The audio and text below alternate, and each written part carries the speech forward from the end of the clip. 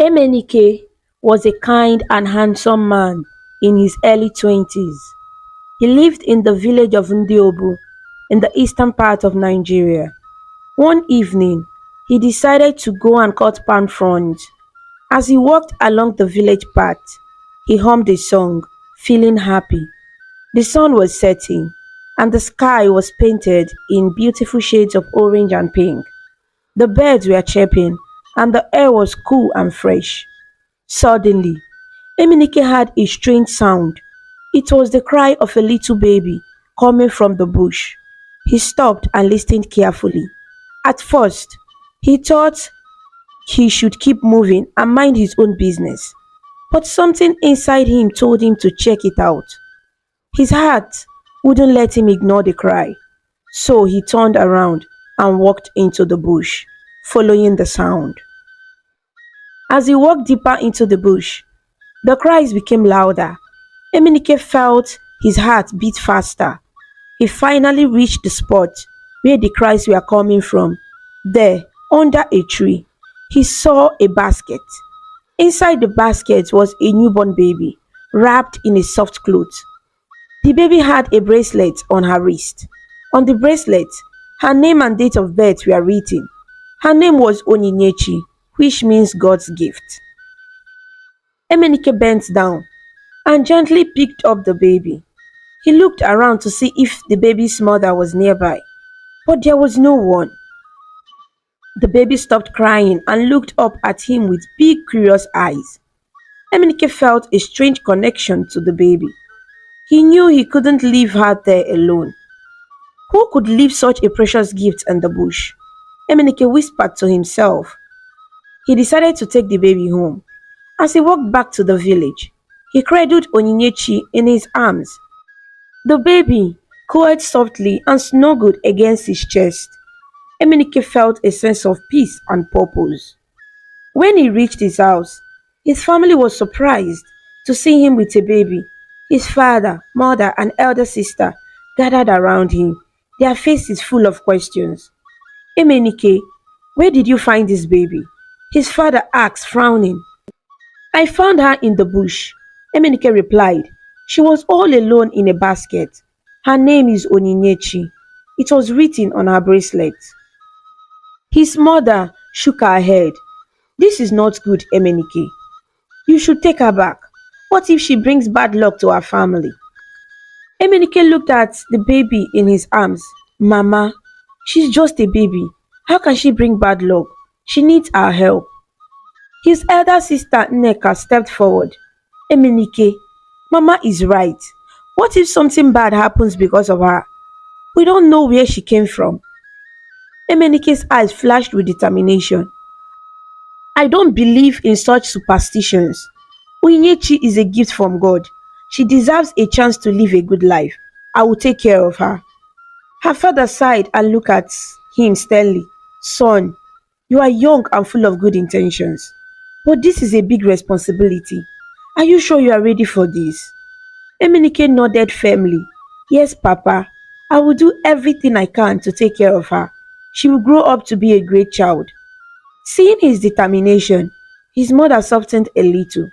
All right, Emenike. If you are sure, then we will support you. But you must be prepared for the challenges. Emenike smiled and looked at Onyinyechi. Thank you, Mama. I know it won't be easy, but I believe in her. She is special. Emenike took care of Onyinyechi and made sure she lacked nothing at all. From the moment he found her, he dedicated his life to making sure she was happy and healthy. Every day, he worked hard in the field, cutting palm fronds and doing other jobs to earn money. He bought clothes, food, and everything Onyinyechi needed.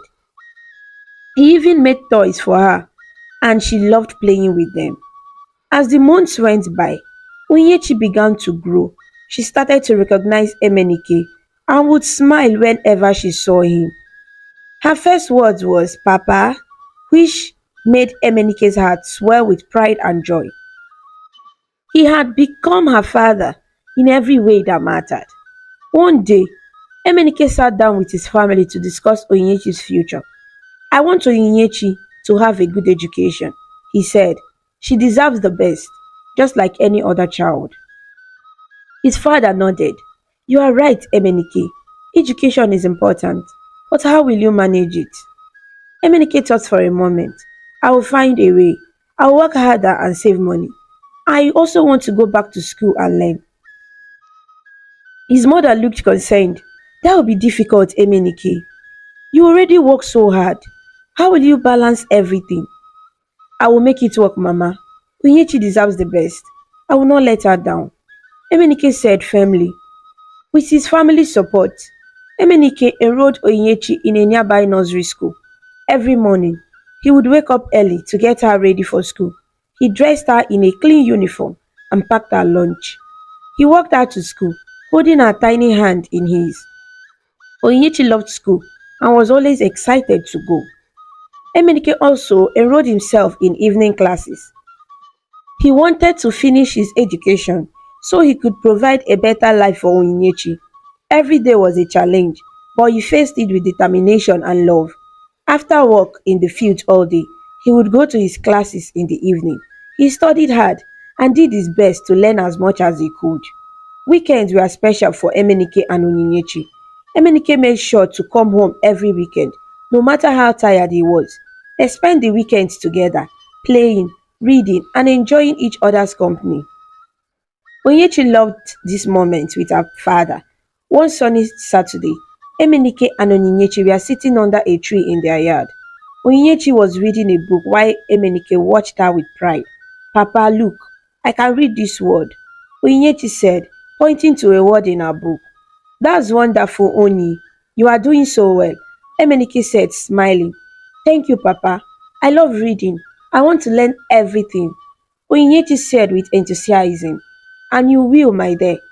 You can do anything you set your mind to," Emenike said, hugging her. Years passed, and Emenike's hard work paid off. He finished his education and earned a degree. His family was proud of him, and so was Onyinyechi. She had grown into a smart and kind-hearted girl who loved her papa dearly. One day, Emenike received a letter from a company in the city. They offered him a job with a good salary. He was excited, but also a little worried. He knew this was a great opportunity, but it meant moving to the city. He sat down with his family to discuss the news. "I have been offered a job in the city," he said. "It's a great opportunity for us, but it means we will have to move." His father nodded. "This is a good opportunity, Emenike. You should take it." "But what about Onyinyechi? Will she be okay in the city?" his mother asked. "I believe she will. The city has good schools, and she will have more opportunities," Emenike said. His sister Nneka smiled.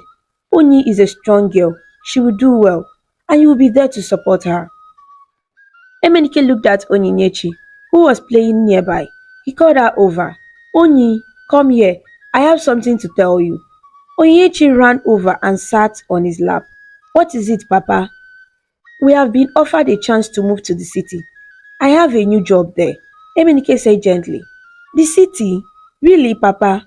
Onyechi's eyes lit up with excitement. "Yes, Onyi. It will be a big change, but I think it will be good for us," Emenike said. "I trust you, Papa. I know you will take care of us," Onyechi said, hugging him. With Onyechi's encouragement and his family's support, Emenike decided to take the job. They packed their belongings and prepared to move to the city.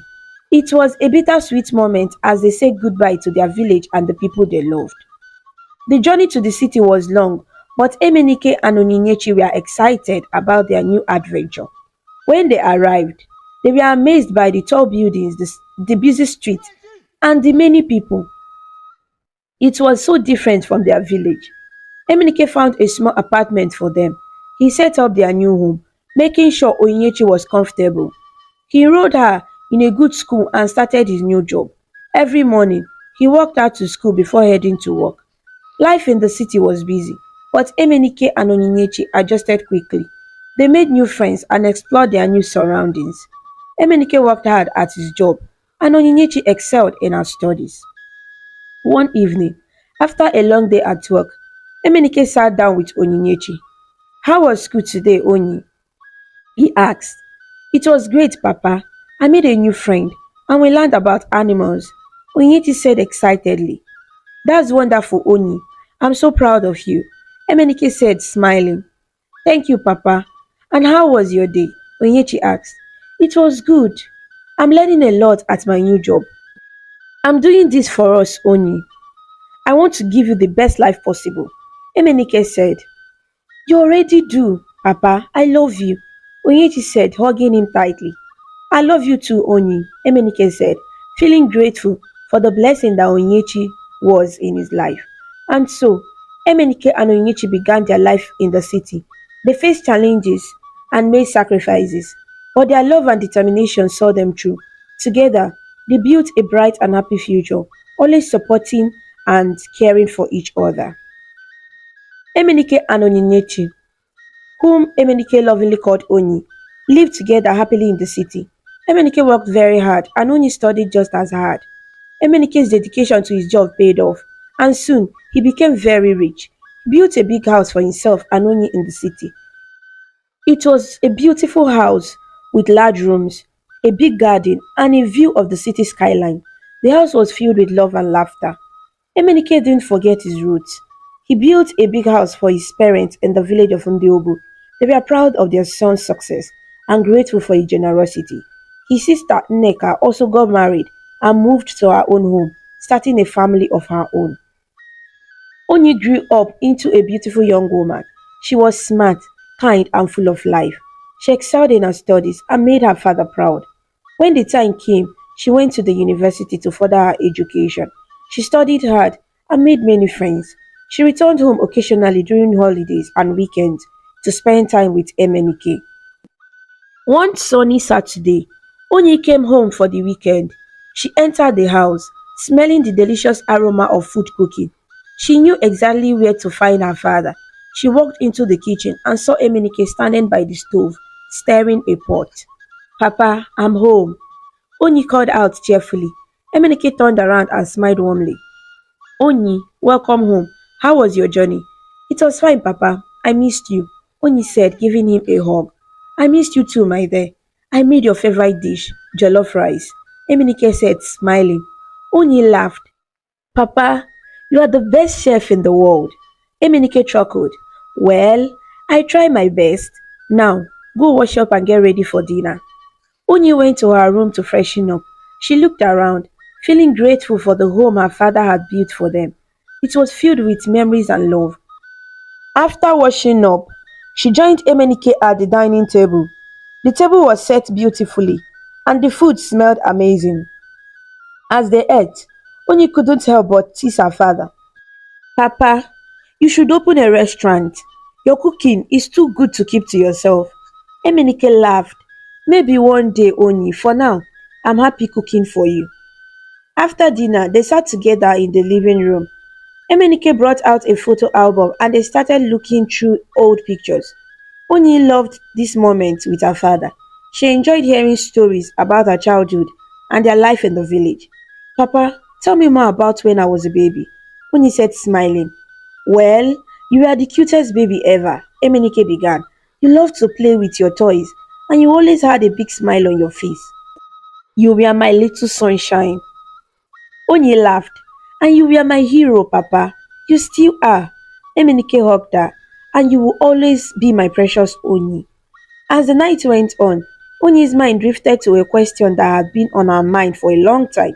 She looked at Emenike, who was now focused on the photo album. Papa, can I ask you something? Onyi said hesitantly. Of course, Onyi. You can ask me anything. Emenike replied, looking at her. I have been thinking a lot about my mother. You never talked about her. Can you tell me more about her? Onyi asked gently. Emenike's face grew serious. He sighed and looked away. Onyi, it's a complicated story. I promise I will tell you, but not now. It's not the right time. Onyi felt a pang of disappointment but nodded. Okay, Papa, I trust you. Days turned into weeks, and weeks into months. Every time Onyi asked about her mother, Emenike always come up with different excuses. Not now, Onyi, soon, he would say. Onyi respected his wishes, but the curiosity and longing in her heart grew stronger. One weekend, Oni came home from the university and found Emenike in the garden, tending to the flowers. She approached him and greeted him warmly. Papa, the garden looks beautiful. Thank you, Oni. I find peace in taking care of it, Emenike said, wiping the sweat from his forehead. They sat together on a bench in the garden, enjoying the cool breeze. Oni decided to try asking again, Papa, about my mother. Emenike looked at her with a gentle smile. Oni, I know you are curious, and you have every right to be. I promise I will tell you everything when the time is right. But when will that be, Papa? Oni asked gently. Trust me, Oni. You will know soon. For now, let's enjoy our time together. Emenike said, taking her hand. Oni nodded, though her heart ached with unanswered questions. She loved her father deeply and didn't want to push him too hard. She knew he had his reasons and believed in his promise. One day, during a holiday, Oni returned home and found Emenike in the kitchen preparing a special meal. She greeted him and they shared a warm hug. As they sat down for dinner, Oni couldn't help but admire how much Emenike did for her. Papa, you are amazing. You do everything for me. Thank you, Oni said sincerely. Emenike smiled. It's my duty and my joy, Oni. You are my world. After dinner, they sat in the living room and Oni decided to ask once more, Papa, I know it's hard, but I really want to know about my mother. Emenike sighed. He looked into Oni's eyes, seeing the determination and love in them. Alright, Oni, I think it's time you know the truth, but please be patient with me. It's not an easy story to tell. Oni nodded, her heart pounding with anticipation. She was finally going to learn about the woman who brought her into the world. She held Emenike's hand tightly, ready to listen and understand. Your mother was a very special person, Oni, Emenike began, his voice trembling slightly. She was kind, loving, and full of life. We had a brief but beautiful time together. When you were born, she gave you the name Onyinyechi because you were a gift from God to us. Emenike paused, gathering his thoughts. But something happened. We were separated. It's a painful memory for me, and I wanted to protect you from that pain. But you deserve to know the truth. Oni listened intently, her eyes wide with curiosity and emotion. She felt a mix of sadness and gratitude, knowing how much her father had sacrificed for her. As Emenike continued to speak, he promised to share more details when the time was right. Oni hugged him tightly, feeling a sense of closeness and understanding that she had longed for. She knew that whatever the story was, they would face it together, just as they always had. As time went by, Emenike found himself in his late 30s. He was still unmarried and showed no interest in settling down. He focused all his attention on taking care of Oni and his work. His success in the city continued to grow, and he remained dedicated to providing the best life possible for Oni. However, his mother, Nnemenike, was growing increasingly worried. Every time she visited, she would bring up the topic of marriage. She couldn't understand why her son, who was kind, handsome, and successful, wasn't interested in finding a wife. One sunny afternoon, Nnemenike came to visit Emenike and Oni. She brought a basket of fresh vegetables from the village and a big smile on her face. Emenike, my son, how are you? She asked, giving him a warm hug. I'm fine, Mama. It's good to see you. Emenike replied, smiling. And how is my beautiful granddaughter, Oni? She asked, turning to Oni. I'm doing well, Grandma. It's always nice to see you, Oni said, hugging her grandmother. They sat down in the living room, chatting and catching up on family news. After a while, Nnemenike brought up the topic that had been on her mind for a long time. Emenike, my son, we need to talk, she said seriously. Emenike looked at his mother, knowing what was coming. Yes, Mama, what is it? Emenike, you are in your late 30s now. It's time for you to settle down and get married. You need a wife to share your life with, she said. Mama, I know you are worried, but I am not ready for marriage. Emenike replied, looking away. Not ready, Emenike. You have been saying that for years. What are you waiting for? Emenike asked, her voice filled with concern. I don't know, Mama. I just feel like the time isn't right, Emenike said, trying to avoid the conversation. Nnemenike shook her head. Emenike, you are a good man. You deserve to be happy and to have a family of your own. Onyi is grown up now. She's already in the university. You need someone to share your life with. Emenike sighed. Mama, I am happy with Onyi. She is my family. Yes, Onyi is wonderful, but she's not a replacement for a wife. You need a partner, someone to be with in good times and bad. Nnemenike insisted. Onyi, who had been listening quietly, spoke up. Papa, Grandma is right. I want to see you happy too. You have done so much for me.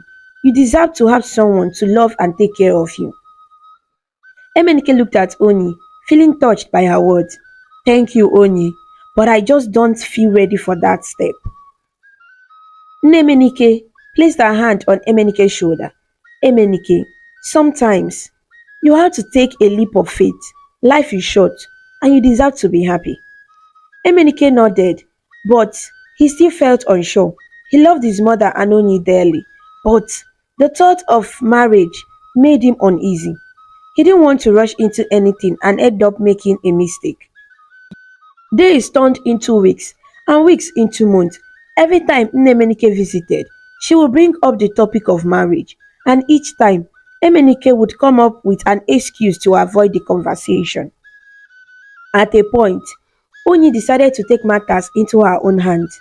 She loved her father and wanted to see him happy and settled. She knew how much he had sacrificed for her, and she believed that he deserved to have a partner to share his life with. So, Onyi started getting women to go on dates with Emenike, hoping that he would find someone special. The first woman Onyi introduced to Emenike was Adobe, a cheerful and kind-hearted lady. Onyi invited her over for dinner, thinking that Emenike might like her. Papa, this is Adobe. She's a very nice person and she makes delicious food. I thought you two might get along, Onyi said, smiling. Adobe smiled warmly at Emenike. It's a pleasure to meet you, Emenike. Onyi has told me so much about you. Emenike shook her hand politely. Nice to meet you too, Adobe. They all sat down to eat, and Adobe brought out a big cooler of jollof rice she had made. Emenike watched as she served generous portions to everyone, including herself. As they ate, Adobe chatted happily about her life and interest, but Emenike couldn't help but notice how much she ate. After Adobe left, Onyegali asked Emenike what he thought. Papa, isn't Adobe great? She's so kind and fun to be around. Emenike sighed. Onyi, she's nice, but I don't think she's the one for me. She's, well, she's too fat and she eats a lot. I don't think we are a good match. Onyi frowned. But Papa, you shouldn't judge her like that. She's a wonderful person. I know, Onyi, but I just didn't feel a connection, Emenike replied. Not discouraged, Onyi brought another lady to see Emenike. This time, it was Chinyere, a slender and elegant woman who worked as a teacher. Onyi thought her father might appreciate Chinyere's grace and intelligence. Papa, this is Chinyere. She's a teacher and loves reading books just like you. I think you two would get along, Onyi said. Chinyere greeted Emenike with a polite smile. It's nice to meet you, Emenike. Nice to meet you too, Chinyere, Emenike replied. They spent the evening talking and Chinyere shared stories about her students and her love for literature. Emenike listened politely, but he couldn't shake the feeling that something was missing. After Chinyere left, Onyi asked again, Papa, what do you think of Chinyere? She's so smart and kind. Emenike shook his head. Onyi, she's very nice oh, but she's too thin and dry. I didn't feel any spark between us. Onyi sighed in frustration. Papa, you can't keep rejecting everyone like this. You need to give people a chance. I know, Onyi, but I just don't think any of them are right for me, Emenike said. Onyi didn't give up. She brought more and more women to meet Emenike, each one different from the last. There was Nkechi, who loved to dance and had a great sense of humor.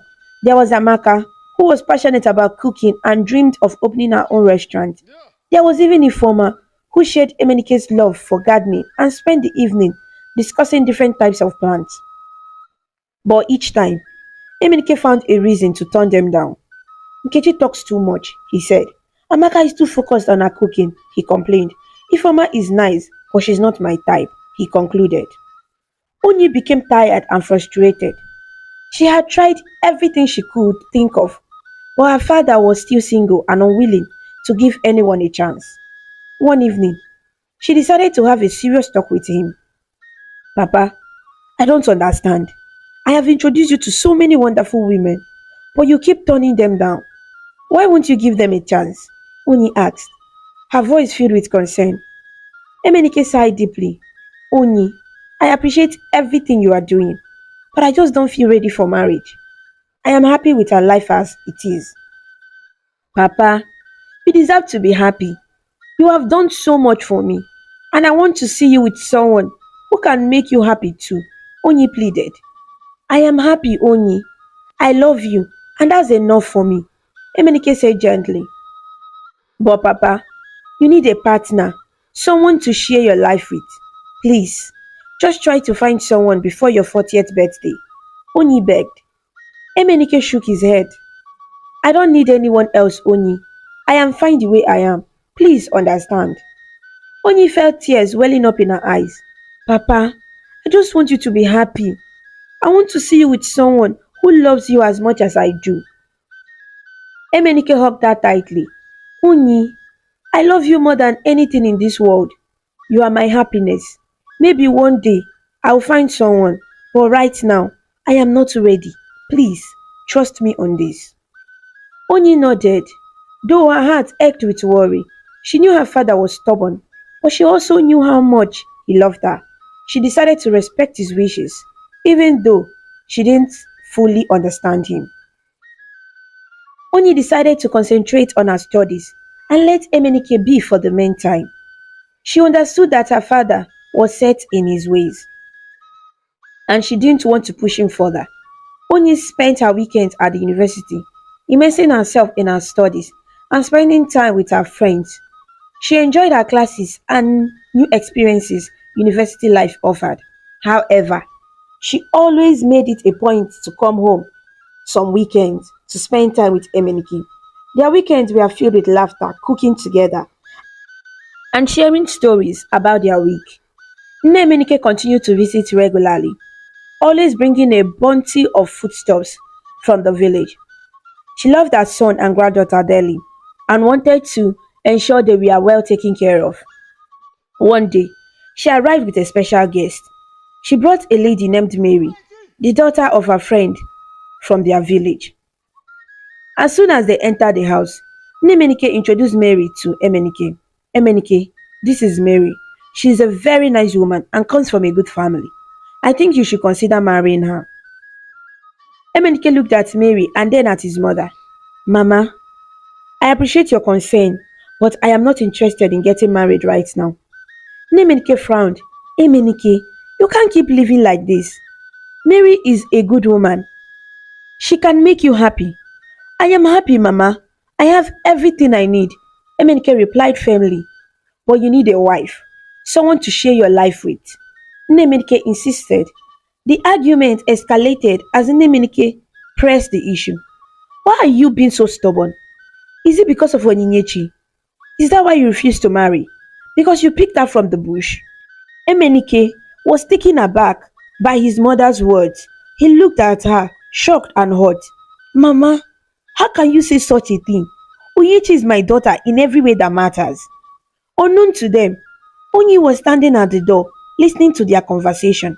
She had come home early from the university and was about to enter the living room when she heard her grandmother's words. Tears welled up in her eyes as she stepped into the room. Papa, is it true? Am I not your biological daughter? Onyi asked, her voice trembling. Emenike turned to see Onyi standing there, tears streaming down her face. Onyi, listen to me. You are my daughter, and I love you more than anything in this world. But am I really your daughter? Did you find me in the bush? Oni sobbed, her heart breaking. Emenike walked over to her, trying to calm her down. Oni, please, let's talk about this calmly. But Oni was too distraught. She pulled away from Emenike and ran to her room crying. Emenike turned to his mother, anger and pain in his eyes. Mama, look what you have done. How could you say such a thing in front of her? Emenike looked remorseful. I didn't mean to hurt her, Emenike. I just want you to be happy. This is not the way to do it, Mama. You need to leave now. Take Mary and leave before I return to the living room, Emenike said sternly. Emenike nodded, understanding the gravity of her mistake. She took Mary's hand and left the house quietly. Emenike stood there for a moment, trying to calm himself before going to Onyi's room. He knocked gently on her door. Onyi, can I come in? Go away, Papa. Onyi's muffled voice came from inside. Please, Onyi, let me explain, Emenike pleaded. After a moment, the door opened slightly. Emenike entered the room and saw Onyi sitting on her bed, her face buried in her hands. Onyi, I love you so much. You are my daughter, and nothing will ever change that, Emenike said softly, sitting next to her. Onyi looked up, her eyes red and swollen. But why didn't you tell me the truth, Papa? Why did you keep it a secret and lie to me? I wanted to protect you, Onyi. I didn't want you to feel different or unwanted. From the moment I found you, you became my everything. I didn't think it mattered where you came from, Emenike explained. But it does matter, Papa. I needed to know the truth, Onyi said, tears streaming down her face. I'm so sorry, Onyi. I should have told you sooner. You deserve to know the truth, Emenike said, holding her hand. Onyi looked at him, searching his eyes for sincerity. Do you really love me, Papa? It's all my heart, Onyi. You are my daughter, and I will always be here for you, Emenike said, hugging her tightly. Onyi sobbed into his shoulder, feeling a mixture of pain and relief. She believed her father's words and knew that his love for her was genuine. After a while, they both calmed down, and Emenike spoke gently. Onyi, I understand if you have more questions. I will answer everything you want to know. Why did you take me in, Papa? Why did you choose me? Onyi asked, her voice still shaky. Because I felt a connection to you from the moment I found you. I knew that you were a gift from God, and I couldn't leave you alone in the bush. I wanted to give you a good life, and I'm so glad I did, Emenike explained. Onyin nodded, feeling a sense of understanding. Thank you, Papa. Thank you for everything. I am the one who should be thanking you, Onyi. You have brought so much joy and love into my life, Emenike said, smiling. They sat together for a while, holding each other and finding comfort in their bond. Despite the pain of the revelation, their love for each other remained strong. Later that evening, Emenike returned alone, looking remorseful. She approached Emenike and Onyi, who were sitting in the living room. Emenike, my son. Onyi, my granddaughter. I am so sorry for what I said. I didn't mean to hurt you. I just want the best for both of you, she said, her voice trembling. Emenike looked at his mother, his expression softening. Mama, I know you mean well, but you need to understand that Onyi is my daughter. I will not tolerate anyone questioning that. I understand, Emenike. I will not bring it up again. I just want you to be happy, Emenike said, tears in her eyes. Onyi stood up and hugged her grandmother. I know you love us, Grandma. Just please let Papa make his own decisions. Emenike hugged her back, feeling the weight of her mistake. I promise, Onyi, I will support whatever makes you both happy. The family spent the rest of the evening together, finding solace in their love and forgiveness. Though the journey had been difficult, they knew that their bond was unbreakable. One evening, Emenike decided it was time to fully open his heart to Onyi. He went into her room, holding the bracelet that had her name and birth date on it. Onyi looked up from her books, curious about what her father had in his hands. Papa, what's that? She asked. Emenike sat down beside her and handed her the bracelet. This is the bracelet you had on when I found you. Your name, Oninechi, and your birth date are written on it. I have kept it all these years as a reminder of the day you came into my life. Onyu took the bracelet and looked at it closely, tears welling up in her eyes. Papa, thank you for showing me this. It means so much to me. Emenike hugged her tightly. Onyu, I promise to always be the best father I can for you. You are my daughter, and I love you with all my heart. Onyu embraced him, feeling a deep sense of happiness and relief. I love you too, Papa. Thank you for everything. Days passed, and life went on as usual. One evening, as Eminike was coming back from work, he noticed a car parked outside his estate. A young lady was trying to fix it. Looking frustrated, Eminike decided to stop and see if he could help. Hello, do you need some help? Eminike asked, approaching the young woman.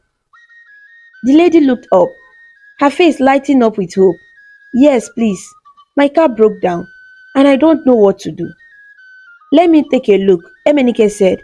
He checked the engine and after some time managed to get the car working again. The engine roared back to life. Thank you so much, the lady exclaimed, relief and gratitude in her voice. I was really stuck here. My name is Oluchi, by the way. Nice to meet you, Oluchi. I'm Emenike, he replied, smiling. They exchanged phone numbers, and Oluchi thanked him again before driving off. Over the next few days, Emenike and Oluchi started talking more often. They exchanged messages and phone calls, getting to know each other better. However, Emenike was careful not to share too much about his personal life, including his address. Onyi noticed the changes in her father. He seemed happier, more relaxed, and often had a smile on his face when he checked his phone.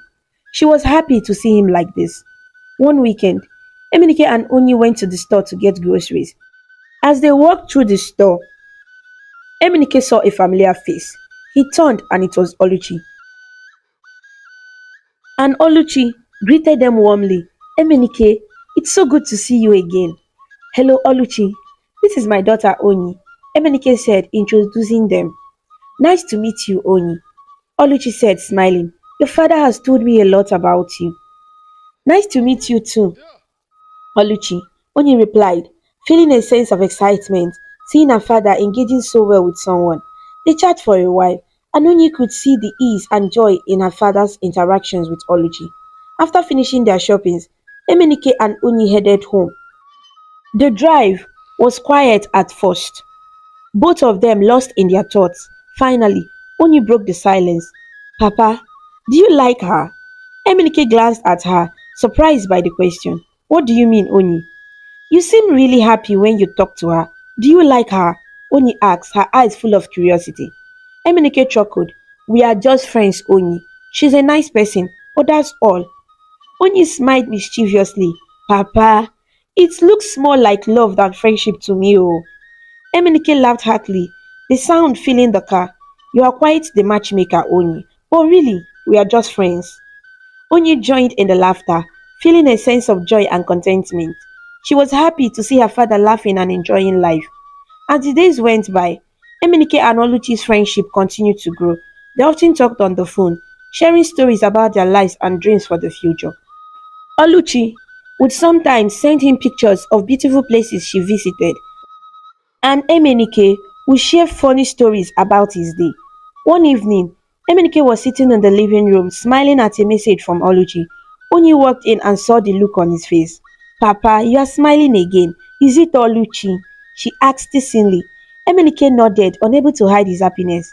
Yes, it is. She just sent me a picture of a beautiful sunset she saw today. Onyi sat down next to him. Papa, you really like her, don't you? Emenike sighed, looking thoughtful. Yes, Onyi, I think I do. She makes me happy and enjoy talking to her. Onyi's face lit up with a big smile. That's wonderful, Papa. You deserve to be happy. Thank you, Onyi, but I'm still taking things slowly. I want to make sure it's right. Emenike said, feeling grateful for his daughter's support. One Saturday, Onyi suggested they invite Oluchi over for dinner. Papa, why don't we invite Oluchi for dinner? It would be nice to spend more time with her. Emenike thought about it and agreed. That's a good idea, Oni. I will give her a call. That evening, Emenike called Oluchi and invited her over for dinner. She happily accepted the invitation and they planned for the following weekend. When the day arrived, Oni and Emenike prepared a delicious meal together. Oni was excited and wanted everything to be perfect. When Oluchi arrived, she was warmly welcomed into their home. Dinner smells amazing, Oluchi said, smiling as she entered the house. Thank you, Oluchi. We worked hard on it, Oni replied, beaming. They sat down to eat, and the evening was filled with laughter and lively conversation. Oni loved seeing her father so happy and relaxed. Emenike and Oluchi shared stories about their lives, and Oni felt a sense of hope for the future. After dinner, they sat in the living room enjoying dessert. Oni watched as her father and Oluchi chatted easily, feeling a warm sense of contentment. As the evening came to a close, Oni thanked them for the wonderful time. I had a lovely evening. Thank you both so much. It was a pleasure, Oluchi. We should do this again, Emenike said, smiling. Oni nodded in agreement. Yes, definitely. After Oluchi left, Emenike and Oni cleaned up the kitchen together. Oni couldn't help but bring up the topic again. Papa, I think you should give Oluchi a chance. She seemed really nice, and you look so happy with her. Oni said. Emenike looked thoughtful. You might be right, Oni. Maybe it's time I open up my heart a little more. Oni hugged her father tightly. I'm so proud of you, Papa. You deserve all the happiness in the world. Emenike smiled, feeling a sense of peace and hope. He knew that with Oni by his side, he could face any challenge and embrace the future with an open heart. Soon, Oluchi became a frequent visitor. She often came over to spend time with Emenike and Oni, fitting in well with their daily routines. One day, while Oni was at school, Oluchi decided to visit Emenike. They sat together in the living room, sipping tea and enjoying the quiet afternoon. Emenike, Oluchi began softly. I've been meaning to ask you something. I hope you don't mind. Of course, Oluchi. What is it? Emenike replied, setting his cup down. I have noticed that you never talked about Oni's mother. Why aren't you together anymore? Oluchi asked gently. Emenike took a deep breath, realizing it was time to share the truth. Oluchi, there is something you need to know about Oni's birth. She isn't my biological child. Oni's eyes widened in shock. What do you mean? Emenike began to narrate the story of how he found Oni. 18 years ago, I was walking along a path in my village when I heard the cry of a baby. I followed the sound and found a newborn baby in a basket, abandoned in the bush. She had a bracelet with her name, Unyechi, and her date of birth written on it. Oluchi's face turned pale, and she asked in a trembling voice, Did this happen in your village? Yes, it did, Emenike confirmed. And did the baby have a bracelet with her name and birth date? Oluchi continued, her voice barely above a whisper. Yes, it did. Why do you ask? Emenike was now as surprised as Oluchi, wondering how she knew such specific details. Oluchi stood up, tears filling her eyes. Emenike, 18 years ago, I was raped by a man I loved, and then he disappeared. When I found out I was pregnant, my parents didn't believe me and they sent me away from home. I was just 18. I was scared and alone. I went to live with a friend until I had the baby. Emenike listened intently, his heart pounding. Oluchi, are you saying? Yes, Oluchi interrupted, tears streaming down her face. I was too young and afraid. I couldn't take care of the baby, so I left her in the bush, praying that a good Samaritan would find her and give her a better life. I named her Onyinyechi, hoping she would be a gift to someone. Emenike was dumbfounded, struggling to find the right words. Oluchi, I I don't know what to say. I'm so sorry, Oluchi sobbed. I have been a terrible mother. I don't deserve any forgiveness. Emenike stood up, his mind racing. He wanted to comfort Oluchi but was overwhelmed by the revelation. Before he could say anything, Oluchi turned and ran out of the house, leaving Emenike standing there in shock. Emenike was lost in thought, his mind racing with the revelation Oluchi had just shared. He couldn't find answers or make sense of what had happened. When Oni returned back from school, she immediately noticed her father's distress. Papa, is everything okay? Oni asked, her voice full of concern. Emenike looked at her daughter, his eyes filled with pain. Oni, we need to talk. There is something important you need to know. Oni sat down next to him, her heart pounding. What is it, Papa? You are scaring me. Emenike took a deep breath and began to explain. Oni, remember how I told you I found you in the bush when you were a baby?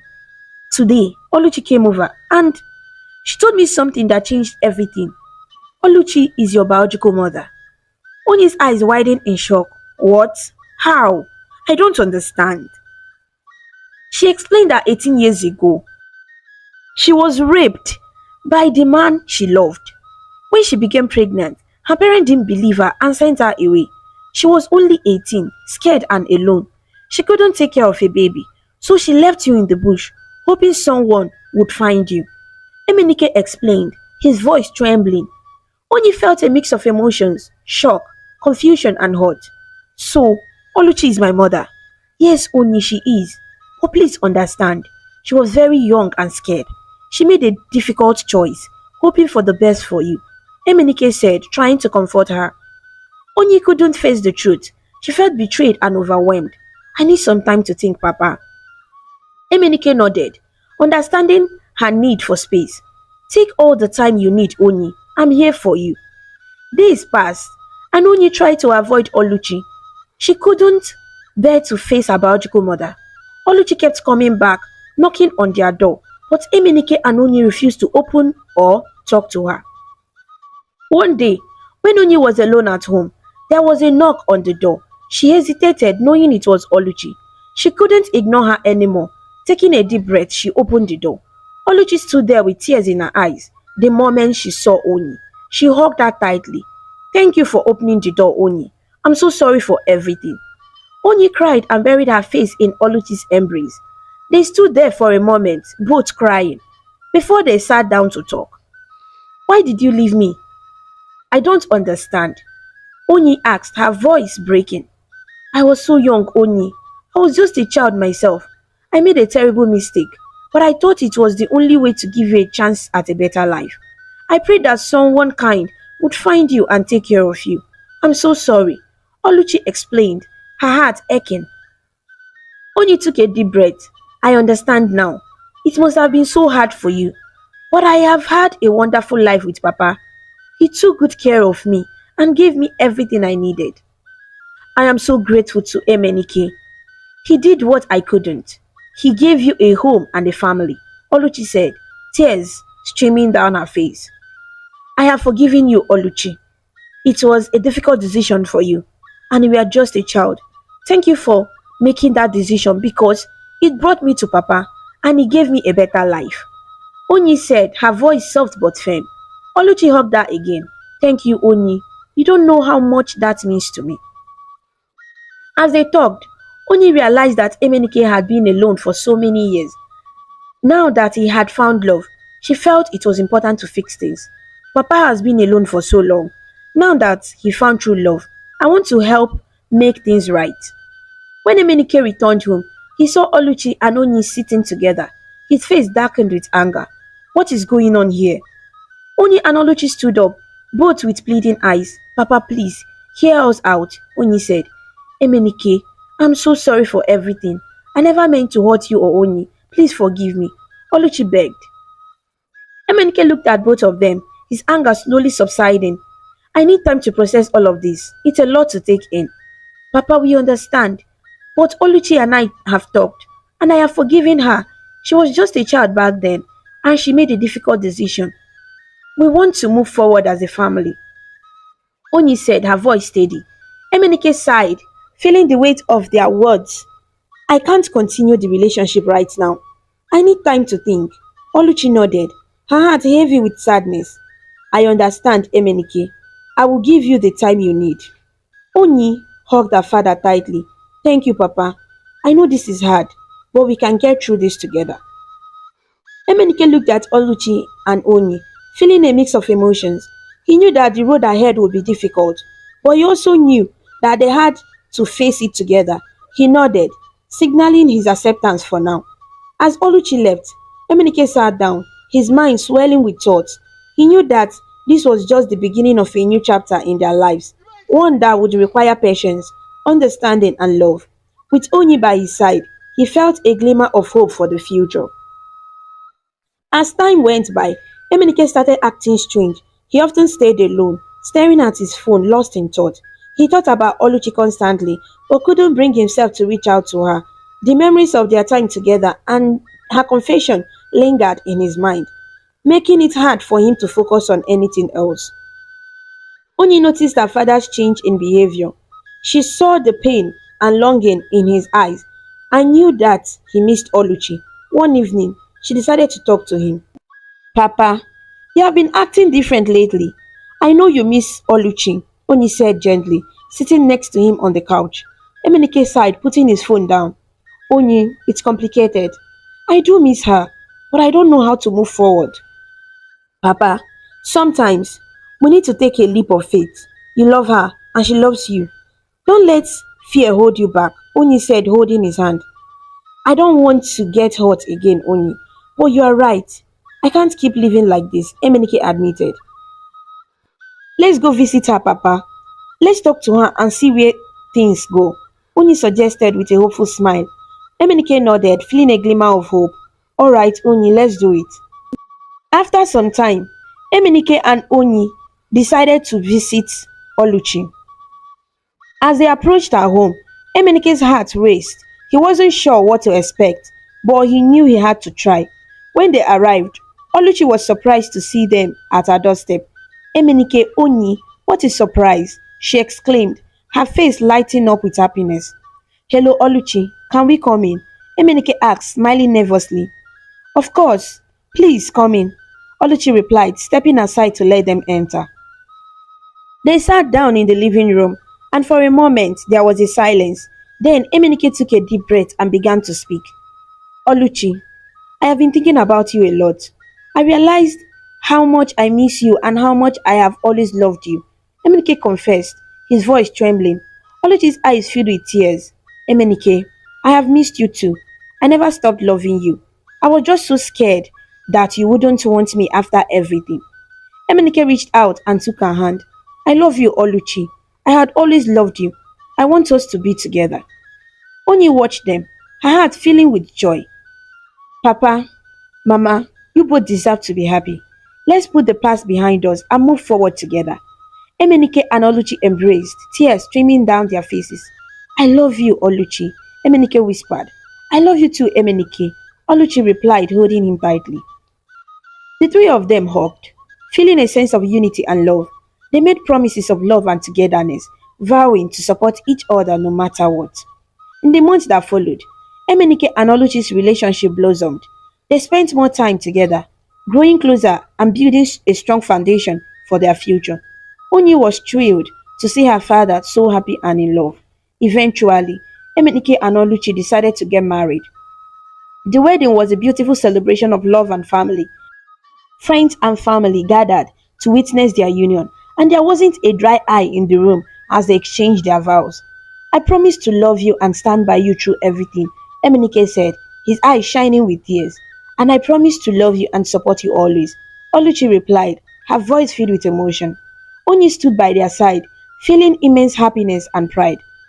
This is the beginning of a wonderful new chapter for us all. After the wedding, Oni continued to excel in her studies.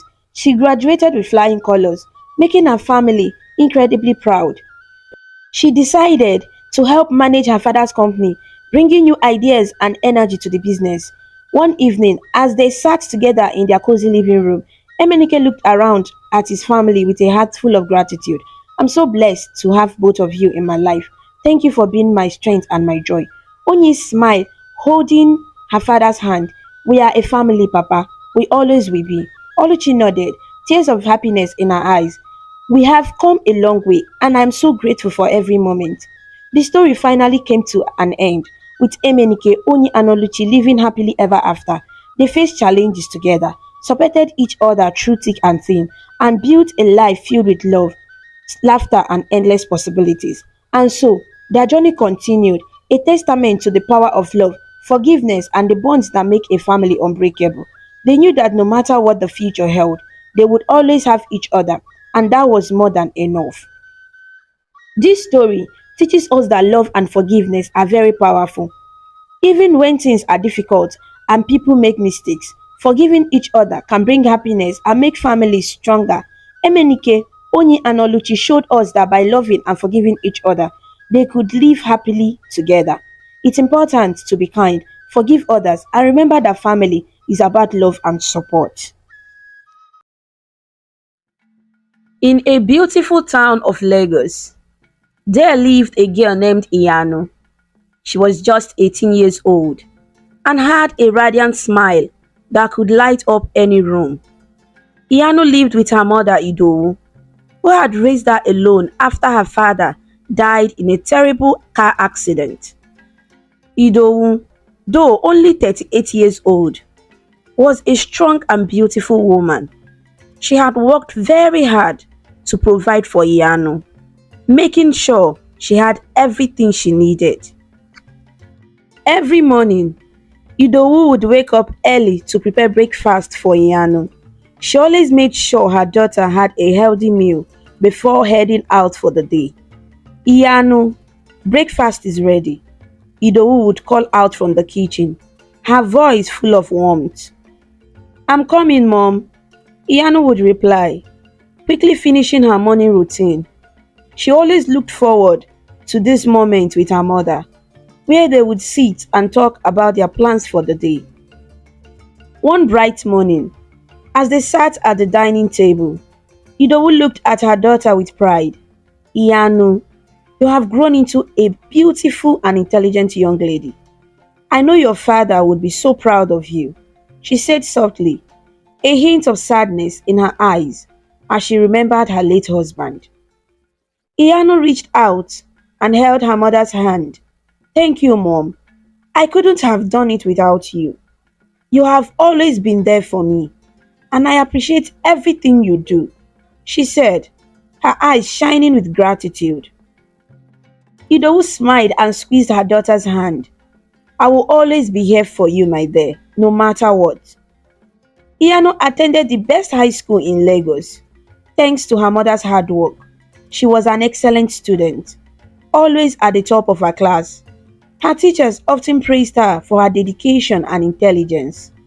Yanu's dream was to attend university and become a doctor, a dream that her mother fully supported. One afternoon, as Yanu and her mother sat in their cozy living room, Idowu brought up the topic of university.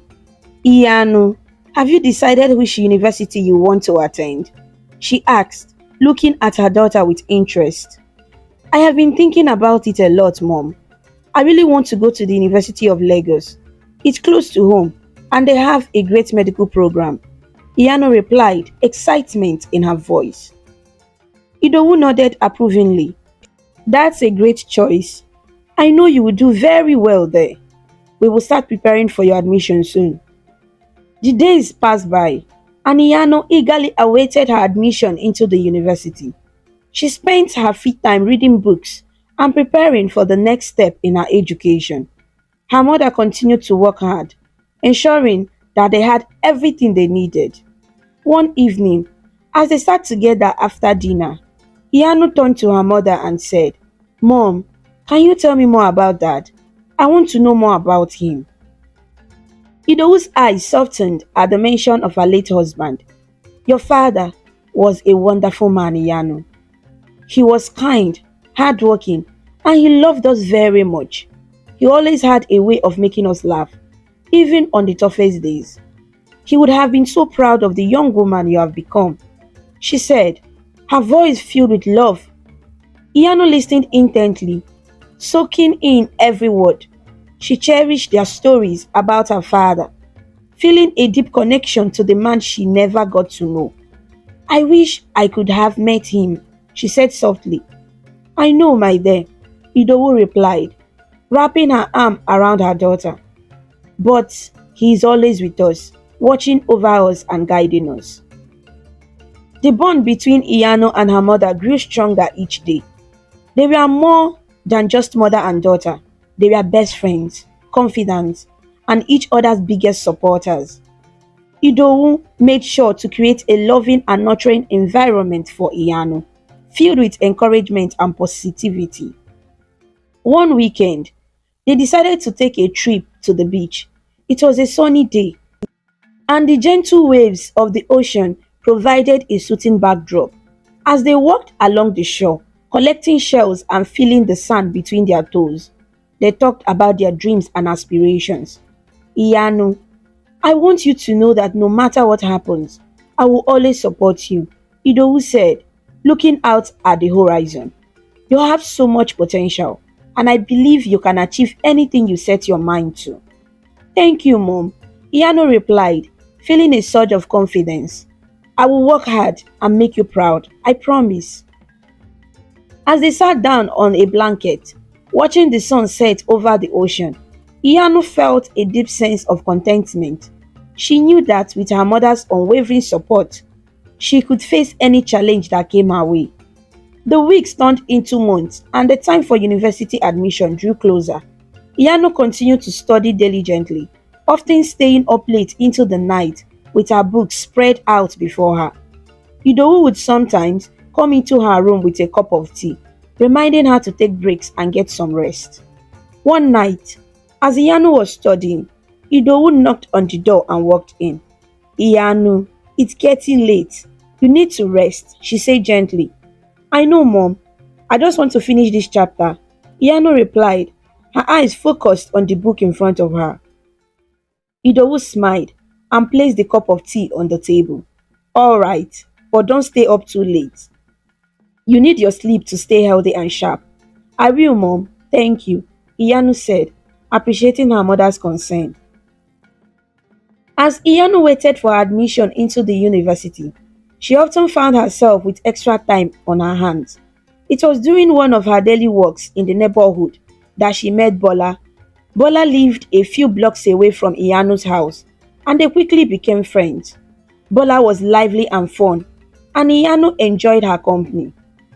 One sunny afternoon, Bola approached Iyanu while she was sitting on her porch. Hi Iyanu, what are you up to? Bola asked with a bright smile. Just relaxing, Iyanu replied. What about you? I was bored and thought maybe we could hang out, Bola suggested. Want to come over to my place? Iyanu hesitated for a moment but then agreed. Sure, why not? From that day on, whenever Idowu was out of the house, Bola would come over and they would spend time together. They talked about everything, from school to dreams and sometimes even boys. However, Iyanu never told her mother about Bola because she didn't want to upset her for bringing someone home without permission. One evening, as they sat in Iyanu's room, Bola started sharing stories about her many boyfriends. Iyanu, look at this, Bola said, showing Iyanu pictures on her phone. This is Tunde, he bought me this necklace, and this is Femi, he got me these shoes. Iyanu looked at the pictures with curiosity. Wow, Bola, you have so many boyfriends. How do you manage them all? It's easy, Bola replied with a grin. You just have to know how to play the game. You are 18 now, Iyanu. You are an adult. You shouldn't let your mother control you so much. Iyanu frowned. But my mother has always taken care of me. I don't want to upset her. Bola laughed. Iyanu, you are too soft. You need to start thinking for yourself. Do you want to be treated like a child forever? Iyanu didn't respond, but Bola's words lingered in her mind. Over the next few weeks, Bola kept showing Iyanu pictures of her boyfriends and the gifts they gave her. Little by little, Iyanu began to change. She started acting differently towards her mother, showing less interest in their usual conversations and more interest in her new friend. One evening, Idowu noticed Iyanu's distant behavior. Iyanu, is everything alright? She asked, concerned. Iyanu shrugged. I'm fine, Mom, she replied without looking up. Iyanu was surprised, but didn't push further. She hoped it was just a phase that Iyanu would come around. However, Iyanu's attitude only got worse. She began to prefer Bola's company over her mother's. Whenever Idowu was at work, Yano and Bola would hang out. They laughed, listened to music, and sometimes did things that Yanu knew her mother wouldn't approve of. One day, Bola bought a bottle of soda and a bottle of something else. Let's drink, Iyanu. It will be fun, Bola said, opening the bottles. Iyanu hesitated. I don't know, Bola. My mom wouldn't like this. Your mom isn't here, is she? Bola replied with a mischievous grin. Come on, leave a little. Reluctantly, Iyanu took a sip. The drink was strange and made her feel dizzy, but Bola seemed to be having a great time, so she tried to enjoy it too. Another time, Bola pulled out a small cigarette from her bag. Let's try this, she said, lighting it up and taking a puff. Iyanu shook her head. No, Bola, I don't want to smoke. Just try it once, Bola insisted, handing it to Iyanu. After much persuasion, Iyanu finally took a small puff, coughing as the smoke filled her lungs. She didn't like it, but Bola kept encouraging her, and slowly, Iyanu began to give in more and more to Bola's influence. All this was happening under Idowu's roof, but she wasn't aware. Idowu trusted Iyanu and believed she was spending her time wisely, preparing for university. She had no idea that her daughter was being led astray by her new friend. As time went on, Iyanu's behavior continued to change for the worse. She started disrespecting her mother more frequently. She would come home late, ignore her mother's questions, and sometimes even talk back rudely. Idowu was deeply troubled by the change in her daughter's attitude. One evening, after yet another argument, Idowu tried to have a calm conversation with Iyanu. Iyanu, we need to talk about your behavior, she said gently, hoping to reach her daughter. Iyanu rolled her eyes. What now, Mom? What did I do wrong this time? She snapped. Iyanu, you have been very disrespectful lately. You come home late and don't tell me where you are going. And you talk back to me. This isn't the daughter I raised. Idowu said, her voice filled with concern. I'm 18 now, Mom. I'm an adult. I can make my own decisions. Iyanu replied defiantly. Iyanu, being an adult doesn't mean you can treat people badly, especially not your own mother, Idowu said, trying to stay calm. Just leave me alone, Mom. I don't need your lectures, Iyanu said, turning her back on her mother. Idowu felt a pang of sadness. She had always tried her best to raise Iyanu with love and care, but now it seemed like everything was falling apart. Sometimes she tried to use force, hoping that it would make Iyanu listen, but it only made things worse. Iyanu would still misbehave, and the distance between them grew. One day, Idowu returned home early from work. As she entered the house, she heard loud music coming from Iyanu's room. She walked towards the room, and when she opened the door, she was shocked by what she saw. Bola was there, holding a bottle of alcohol, while Iyanu was busy dancing. What's going on here? Idowu exclaimed, her voice filled with anger. Iyanu stopped dancing and looked at her mother with defiance. Mom, you are home early, she said, trying to sound casual. Who is this girl? And what is she doing in my house with alcohol? Idowu demanded, pointing at Bola. She's my friend, Mom. This is Bola. Iyanu replied, as if it was the most normal thing in the world. Idowu turned to Bola, her eyes blazing with anger. You need to leave this house immediately and never come back, she said firmly. Bola looked at Iyanu, then back at Idowu. Fine, I will go, she said, putting down the alcohol and walking out of the house without another word. As soon as Bola left, Iyanu turned on her mother angrily. How could you do that, Mom? How could you send my best friend away? She shouted. Your best friend? Iyanu, that girl is a bad influence on you. Look at what she's making you do. Idowu replied, her voice shaking with frustration. You are so wicked, Mom. You are nothing but a witch. All you do is control my life. Iyanu screamed, tears of anger streaming down her face. Idowu was taken aback by her daughter's harsh words. In a moment of anger and frustration, she slapped Iyanu hard across the face. The sound of the slap echoed through the room. Yanu cried out, holding her cheek. Do your worst, Mom. You think you can control me forever? She shouted as she ran to her room and slammed the door shut, locking it behind her. Idowu stood there, her hands still singeing from the slap.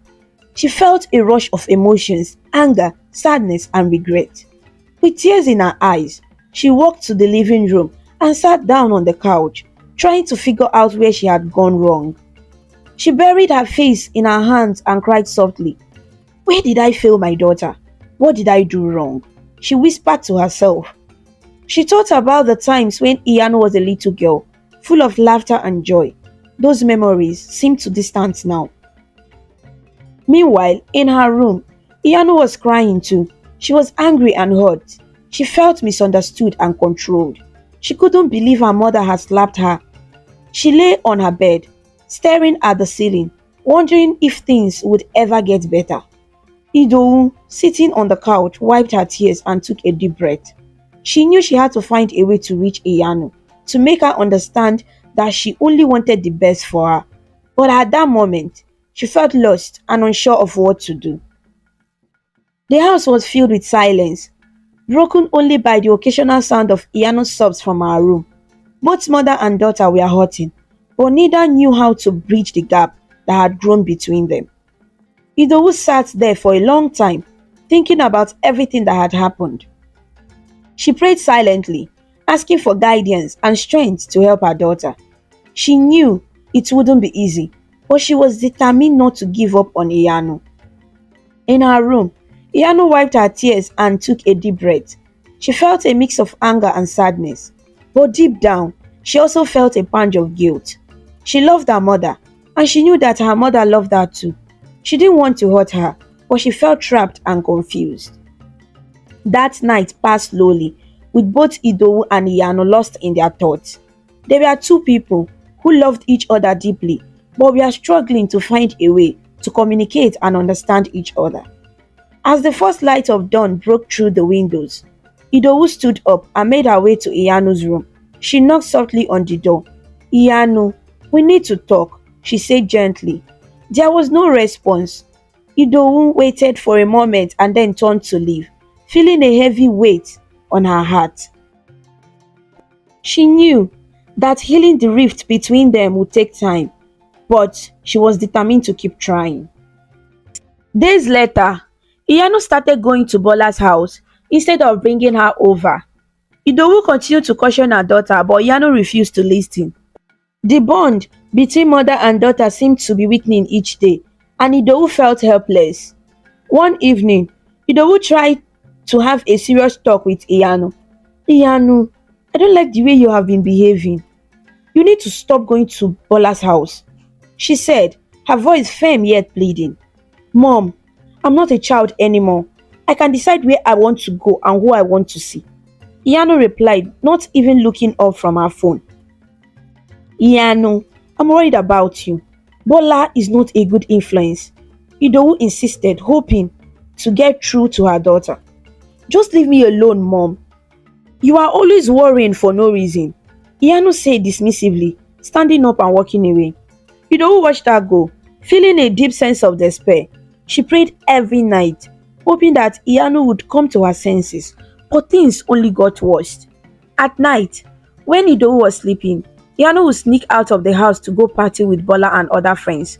She would wait until her mother was sound asleep, then quietly slip out of the door, making sure not to make any noise. Bola would be waiting for her a few blocks away, and they would head off to various parties and clubs around Lagos. One night, as Yanu was about to leave, she decided to do something drastic. She had overheard Bola talking about a way to keep her mother from noticing her absence. So, she secretly added a sleeping pill to her mother's dinner. Good night, Mom, Iyanu said, trying to sound innocent as she watched her mother eat. Good night, Iyanu, Idowu replied, unaware of what her daughter had done. Soon, Idowu fell into a deep sleep. Iyanu checked to make sure her mother was truly asleep before sneaking out of the house. She met Bola and their friends at a club. The music was loud and the lights were bright. Iyanu felt a mix of excitement and fear as she drank alcohol and danced the night away. Cheers to freedom, Bola shouted, raising her glass. Cheers, Yano replied, clinking her glass with Bola's and taking a big gulp.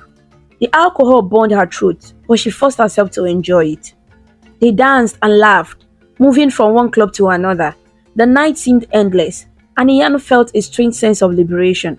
She had never experienced anything like this before, and while part of her felt guilty, another part was thrilled by the excitement. As the first light of dawn began to break, Iyanu and Bola stumbled back to Bola's house. They were both exhausted, but exhilarated.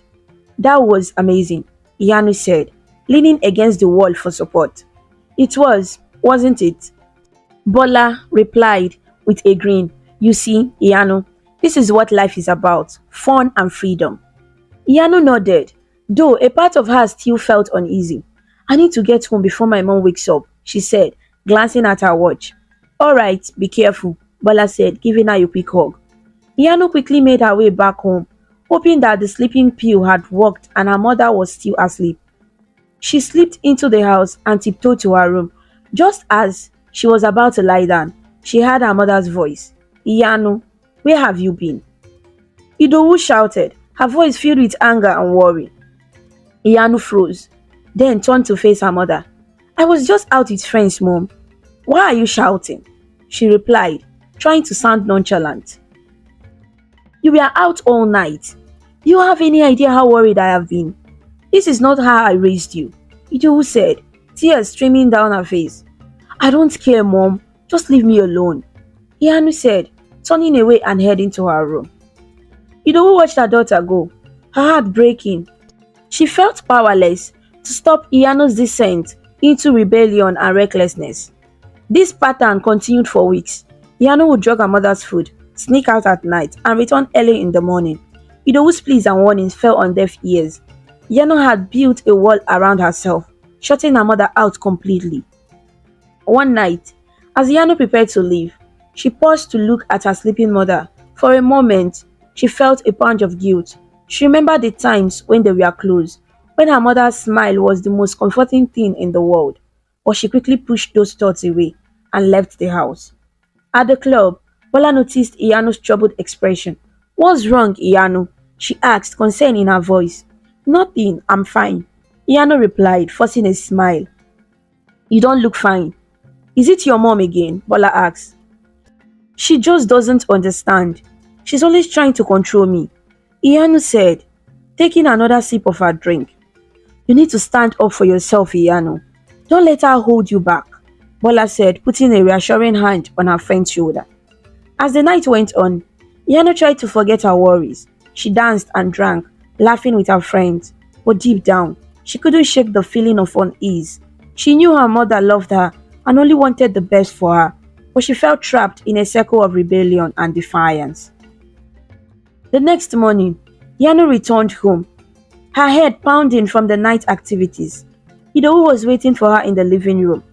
Iyanu, we need to talk, she said, her voice trembling with emotion.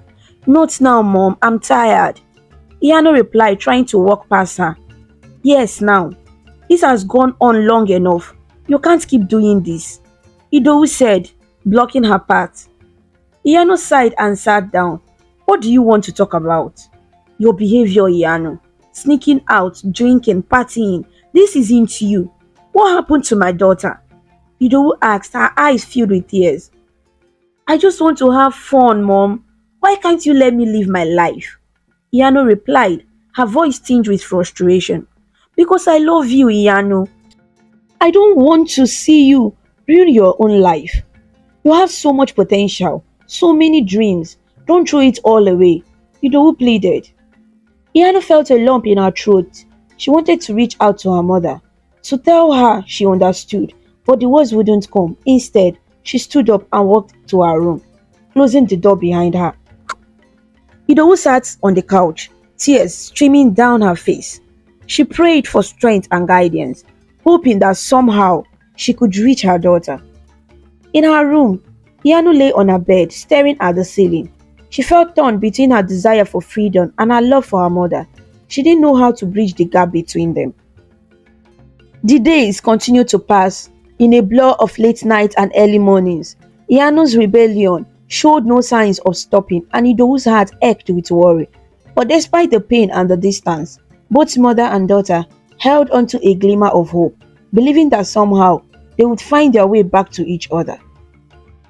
Bola soon introduced Iyanu to many boys, and soon, Iyanu started living a wayward lifestyle. She spent her days visiting different boys, making outs with them in various places, and disregarding any sense of propriety. Her behavior was a far cry from the responsible girl she once was, and it seemed like nothing could bring her back to her old self. One day, Idowu received a message that Iyanu had been accepted into the university. She was overjoyed and hoped this news would be the turning point for Iyanu. She prayed and thanked God for this opportunity, believing it might help Iyanu see the importance of education and turn her life around. When Iyanu returned home early one morning, Idowu was waiting for her in the living room. She had stayed up all night, hoping to catch her daughter and share the good news. Iyanu, come here. I have something important to tell you. Idowu called out, her voice filled with hope. Looking tired and disheveled, walked over reluctantly. What is it, Mom? I'm really tired, she said, not bothering to hide her annoyance. Yanu, I have a great news. You have been accepted into the university. Isn't that wonderful? Idowu said, her eyes shining with excitement and hope. Yanu stared at her mother for a moment, then shrugged. Okay, she said flatly and started to walk away. Idowu was taken aback. Iyanu, did you hear what I said? You got into the university. This is a big deal. She repeated, hoping to see some excitement in her daughter's eyes. I heard you, Mom. I just don't care, Iyanu replied, her voice devoid of any enthusiasm. She continued to walk towards her room. Why don't you care, Yanu? This is your future. This is what we have been working towards, Idowu exclaimed, her heart breaking at her daughter's indifference. I just don't, okay? I don't want to go to the university. I want to stay here with Bola and my friends, Yanu said, turning to face her mother with a defiant look. But Yanu, this is your chance to build a better life for yourself.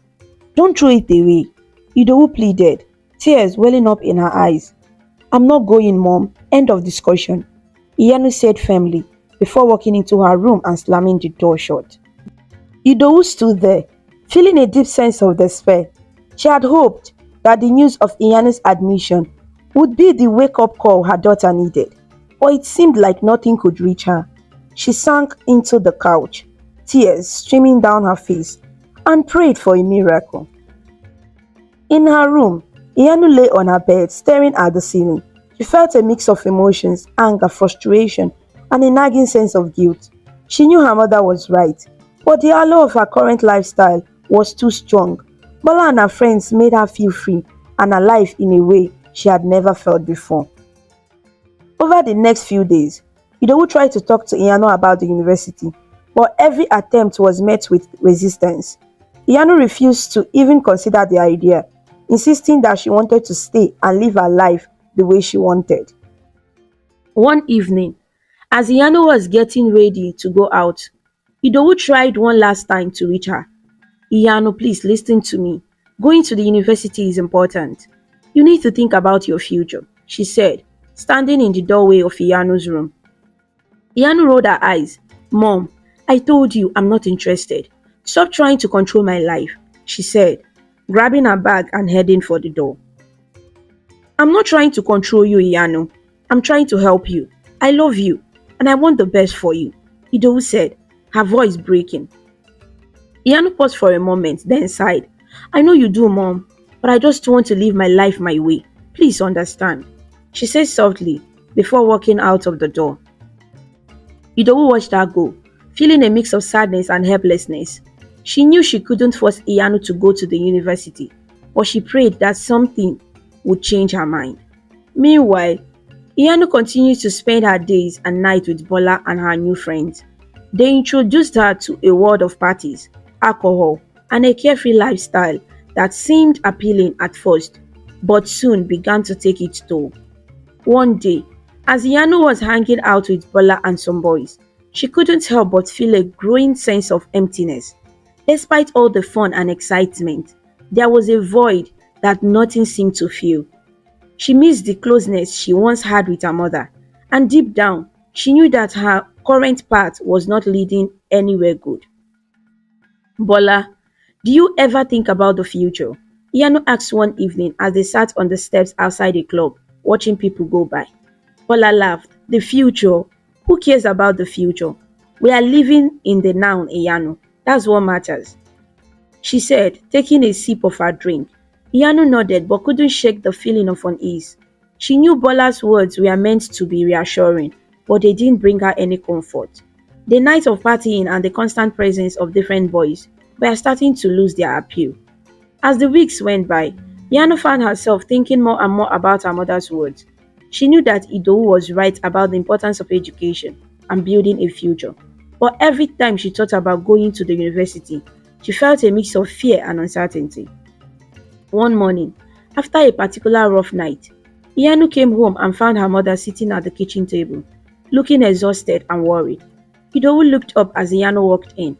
Her eyes filled with a mix of hope and sadness. Yanu, we need to talk, Idowu said, her voice gentle but firm. Not now, Mom, I'm really tired. Yanu replied, heading towards her room. No, Yanu, we need to talk now. Idowu insisted, standing up and blocking her daughter's path. Yanu sighed and sat down at the table.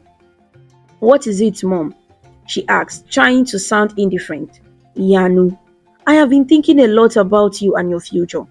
I know you don't want to go to the university, but I need you to understand how important it is. This is your chance to build a better life, to achieve your dreams. Idowu said, her voice filled with emotion. Mom, I don't have any dreams. I just want to live my life. Yanu replied, her voice tinged with frustration. You do have dreams, Yanu. You wanted to become a doctor, remember? You used to talk about it all the time.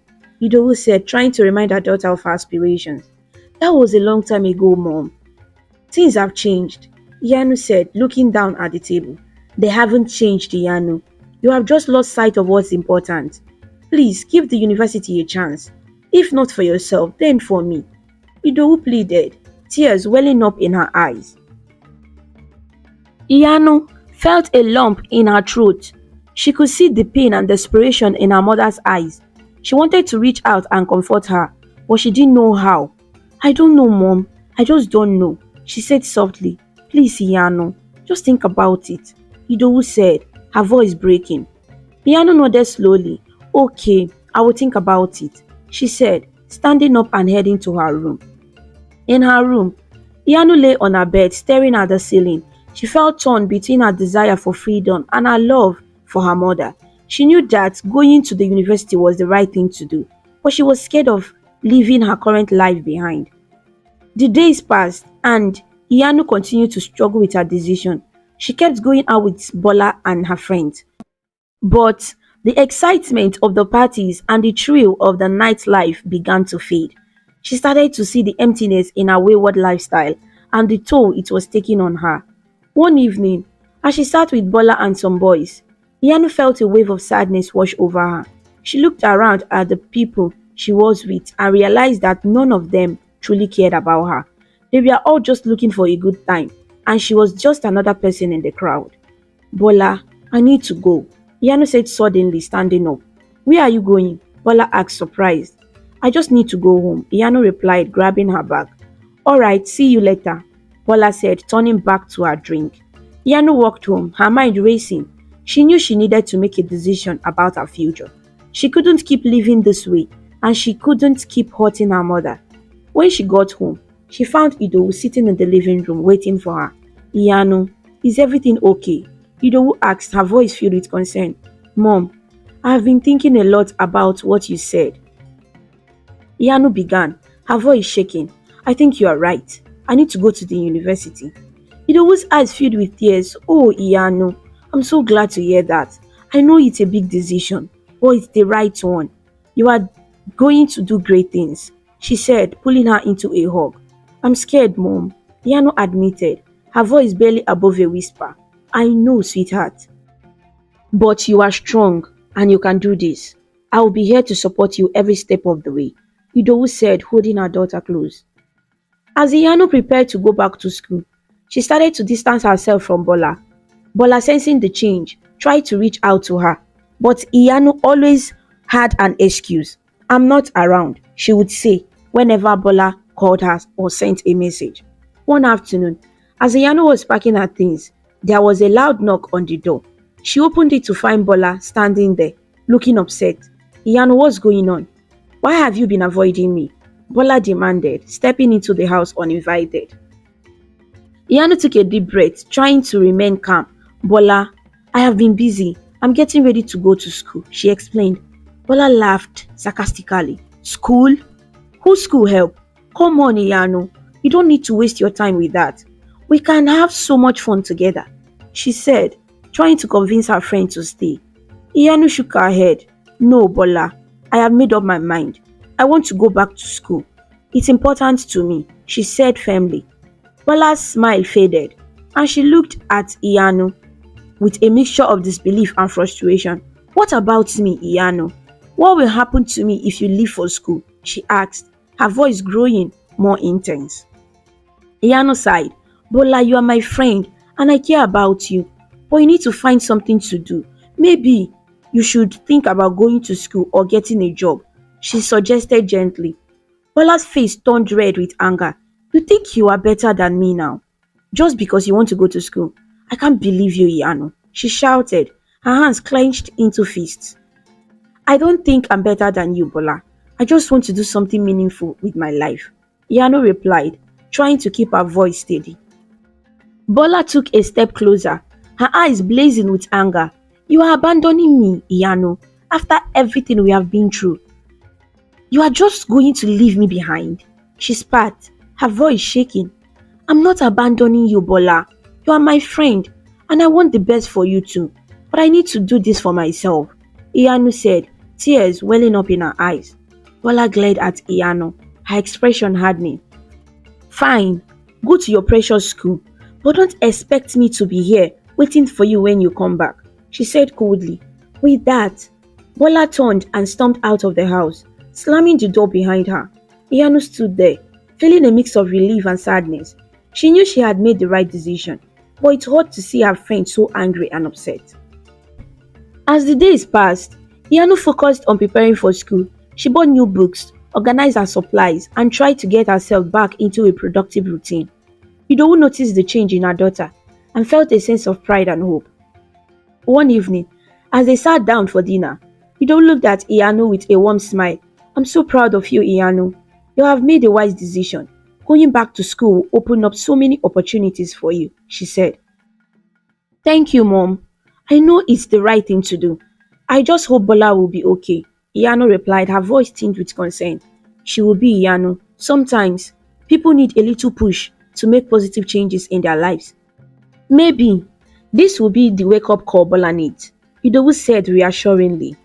Iyanu nodded, hoping her mother was right.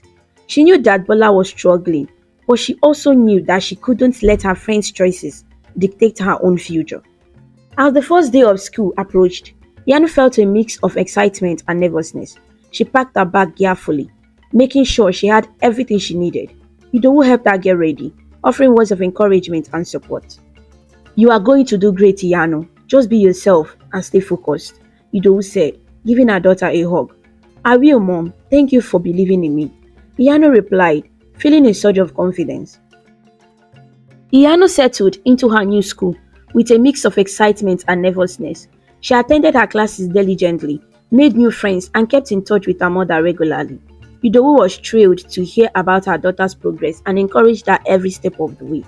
After a week of school, Iyanu started feeling unwell. She dismissed it at first, thinking it was just the stress of adjusting to her new environment. But as the days passed, her symptoms worsened. She felt nauseous, dizzy, and tired all the time. One morning, she decided she couldn't ignore it any longer and went to the school clinic. The nurse at the clinic was kind and professional. After running a few tests, she called Iyanu into her office. Iyanu, we have the result of your test, she said gently.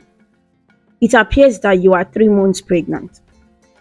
Yanu felt the ground drop from beneath her feet. Pregnant, she whispered, her eyes wide with shock. Yes, there, I'm afraid so. The nurse confirmed. Do you have anyone you can talk to about this? A family member or a close friend? Yanu shook her head, tears streaming down her face. I don't know what to do, she sobbed, feeling a wave of panic wash over her. The nurse handed her a tissue. It's important that you speak to someone you trust. You don't have to go through this alone. That night, Yanu lay in her bed, staring at the ceiling. Her mind raced with thoughts of regret and fear. She thought about her mother and how disappointed she would be. She thought about Bola and how their reckless behavior had led to this. She knew she needed help, but she was too scared to reach out to her mother. Desperate, Yano tried to call Bola. The phone rang and rang, but there was no answer. Frustrated, she tried again, only to realize that Bola had blocked her number. Determined, she used a different number to call Bola, and this time the phone was picked. Who is this? Bola's voice came through, sounding irritated. Bola, it's me, Yano. Please don't hang up. I need to talk to you. Yano begged, her voice trembling.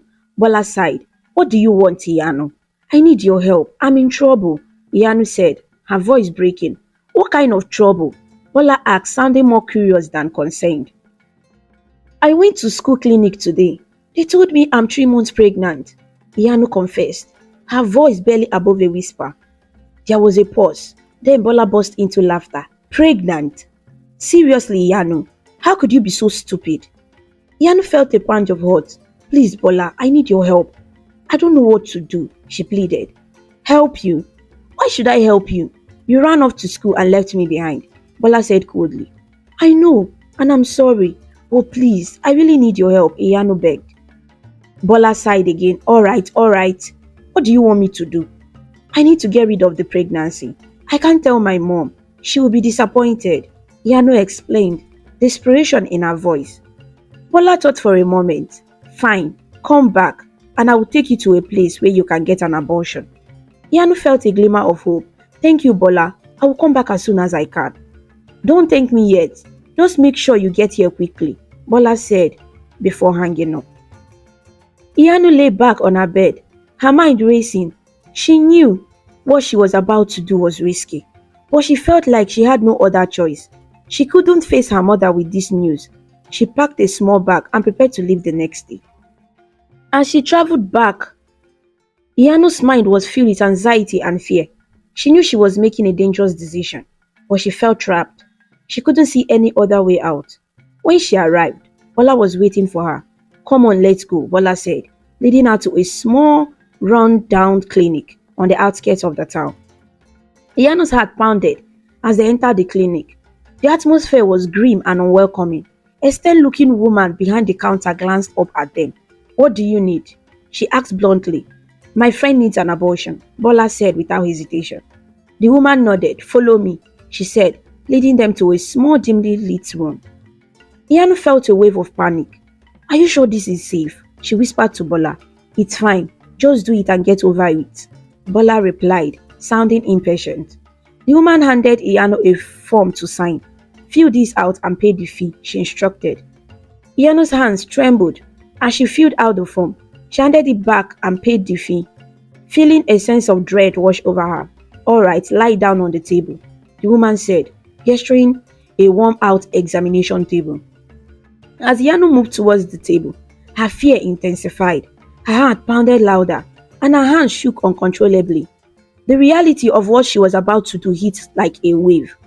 She could hear her mother's voice in her head, filled with love and concern. The thought of what she was about to do made her feel sick. Suddenly, she couldn't do it. She couldn't go through with the abortion. Without thinking, Yano turned and ran out of the clinic, her heart racing and tears streaming down her face.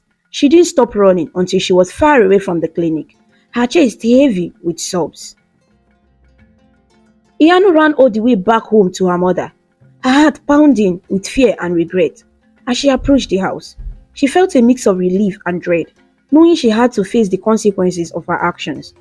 When she burst through the front door, she found Idowu sitting in the living room reading a book, tears streaming down Iyano's face as she ran to her mother and knelt beside her, crying uncontrollably. Mama, Please forgive me. Yanu sobbed, clutching her mother's knees. Idowu, confused and alarmed, tried to help her daughter up. Yanu, what is it? What happened? She asked, her voice filled with concern. Stand up, my dear. Tell me what's wrong. But Yanu refused to get up. She continued crying, her tears soaking Idowu's dress. I'm sorry, mommy. I have been so foolish. Please forgive me, she begged.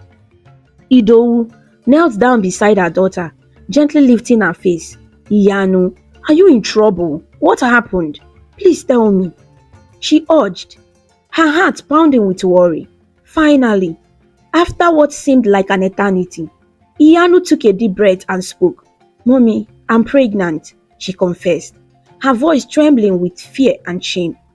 Idowu's jaw dropped, and she felt as if the world had stopped. Tears welled up in her eyes and began to trickle down her cheeks. She sat back on her heels, unable to speak. Mommy, I'm so sorry, Yanu continued, her voice choked with sobs. I made so many mistakes. I have been living a wayward life. I didn't listen to you. I even tried to have an abortion, but I couldn't go through with it. Idowu remained silent, her mind reeling from the shock. She stared at her daughter, her heart breaking with each word. The room was filled with the sound of Iyanu's sobs, and for a moment, Idowu didn't know what to say or do. Mommy, please say something. I know I have hurt you. I promise I will change. I will never live like that again. Just please, forgive me. Yanu pleaded, her hands clasped in desperation. After what felt like an eternity, Idowu finally spoke, her voice steady but filled with sorrow. Yanu, you brought this upon yourself, she said, her words heavy with disappointment. You made these choices, and now you must deal with the consequences. Yanu's sobs grew louder. Mama, please, don't leave me. I need you. I can't do things alone, she cried, reaching out to her mother. Idowu stood up slowly, her heart aching for her daughter but also filled with a sense of betrayal and hurt. She looked down at Yanu, her eyes filled with tears. I need some time, Yanu. I need to think, she said quietly before turning and walking to her room. Yanu watched her mother go, her heart shattering into pieces. She felt an overwhelming sense of regret and despair. She curled up on the floor of the living room, crying uncontrollably. She felt alone and terrified, unsure of what the future held. The house was silent except for Yanu's sobs. She thought about all the times her mother had tried to warn her, all the chances she had to change her ways, and how she ignored them all. She wished she would turn back time and undo all her mistakes, but she knew it was impossible. As the hours passed, Yanu remained on the floor, her mind replaying the events that had led her to this moment. She thought about Bola, the reckless decisions, and the clinic. She felt a deep sense of shame and guilt for putting her mother through this pain. Meanwhile, in her room, Idowu sat on her bed, tears streaming down her face.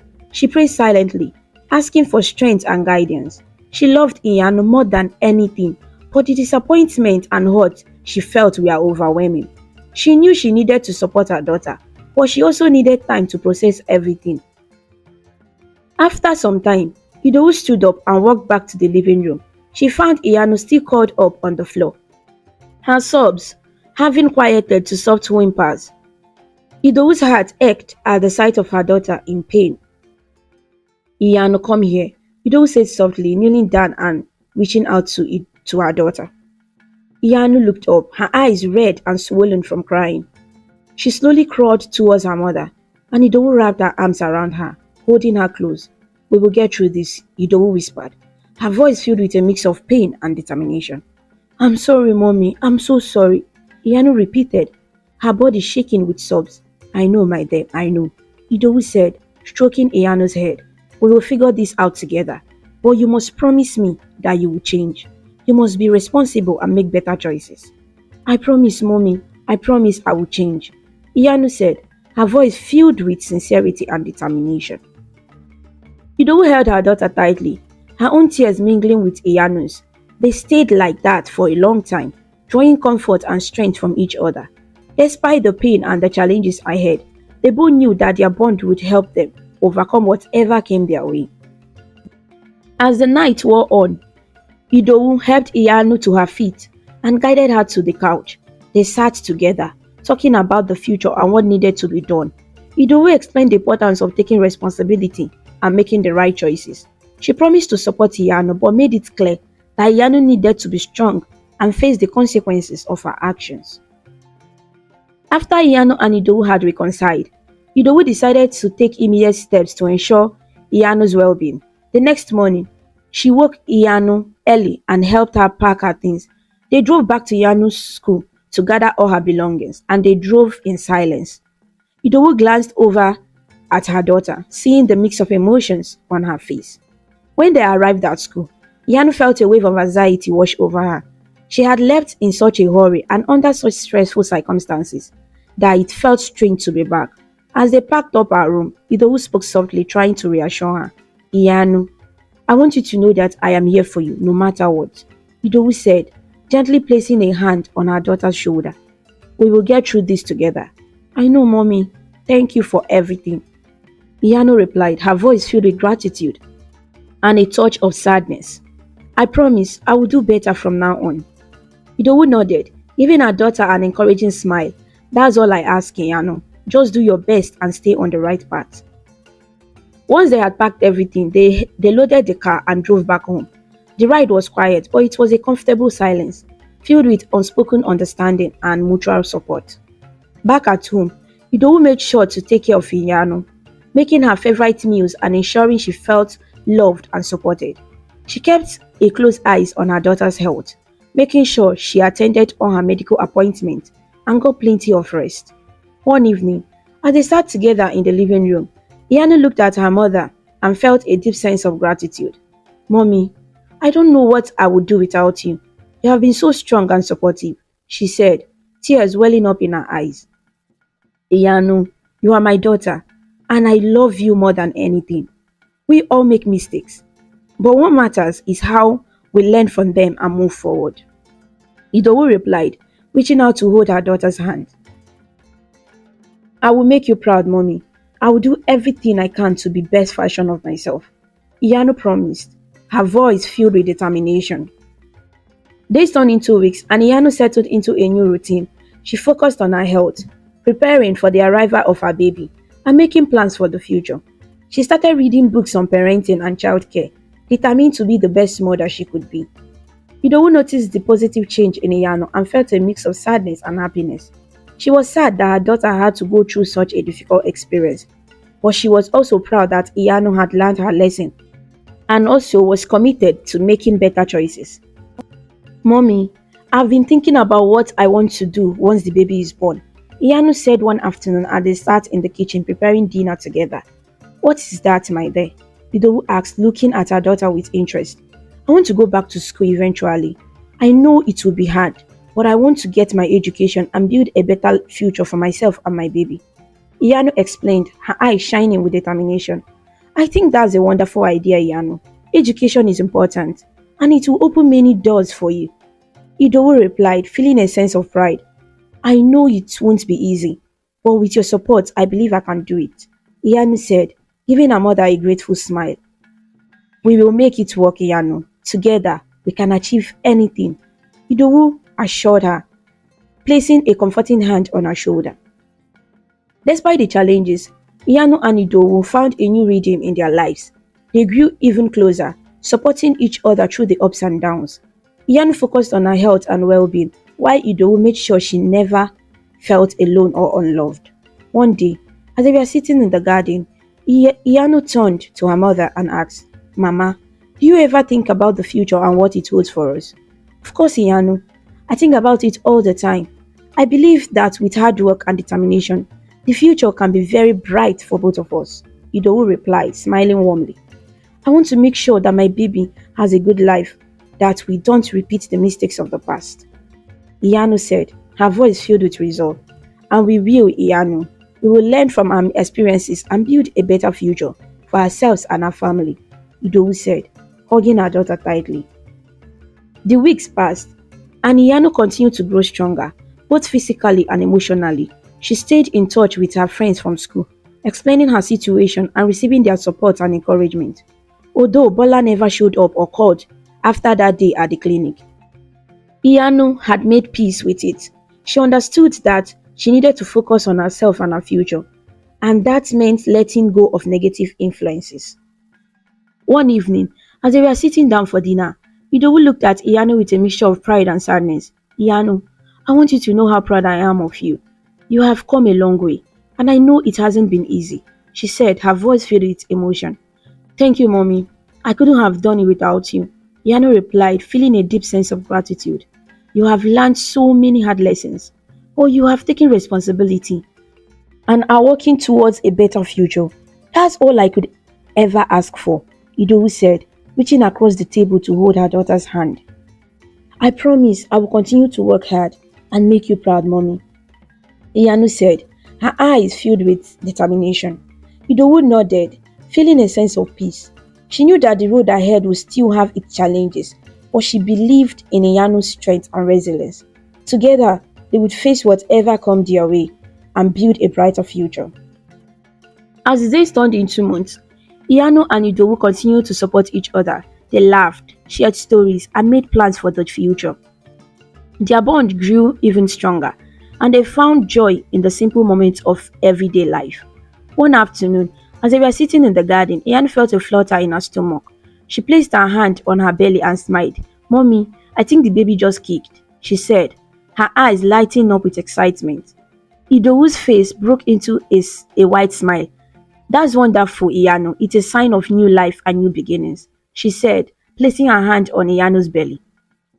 I can't wait to meet my baby and start this new chapter in our lives, Iyanu said, feeling a sense of hope and anticipation. And I will be here every step of the way, supporting you and loving you, Idowu said, her voice filled with warmth and love. Finally, the day arrived when Iyanu gave birth to a beautiful baby boy. The joy in the house was palpable, and Idowu couldn't stop smiling as she held her grandson for the first time. Iyanu, though exhausted, felt a deep sense of love and responsibility for her newborn son. Mommy, he's so perfect, Iyanu whispered, tears of joy streaming down her face as she cradled her baby. He is, Iyanu.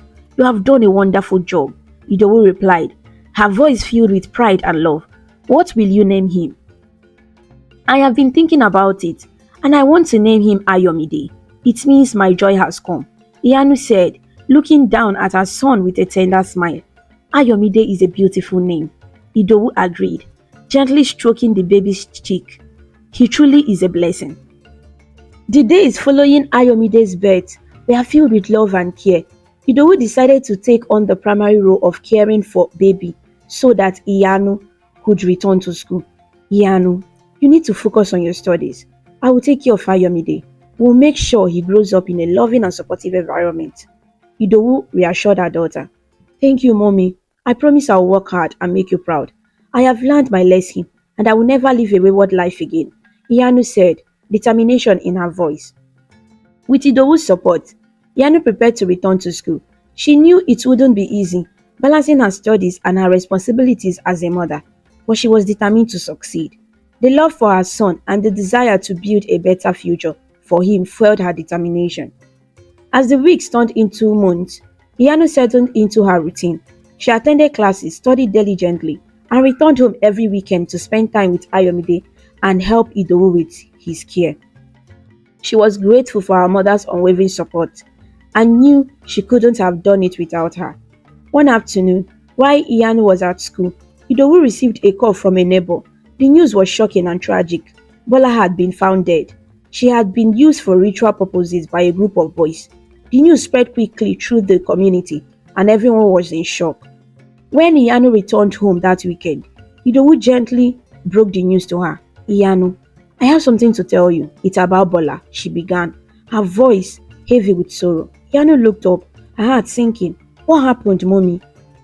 She's gone, Iyanu. Some boys use her for rituals, Idowu said softly, tears welling up in her eyes. Iyanu was stunned. Bola is dead, she whispered, unable to process the news.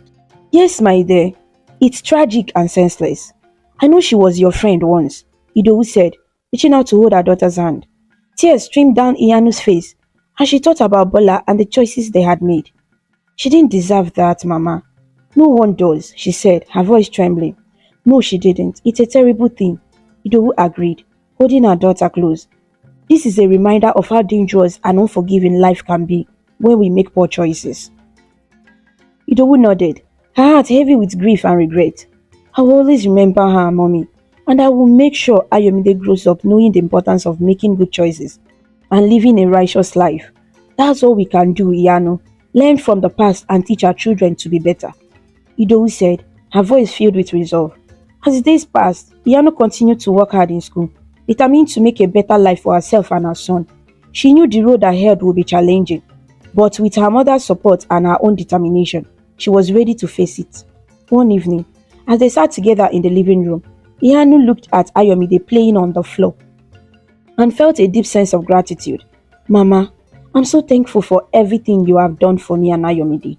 I couldn't have done this without you, she said, her voice filled with emotion. You are my daughter, Yanu. I will always be here for you. Idowu replied, smiling warmly, and I'm proud of the changes you have made.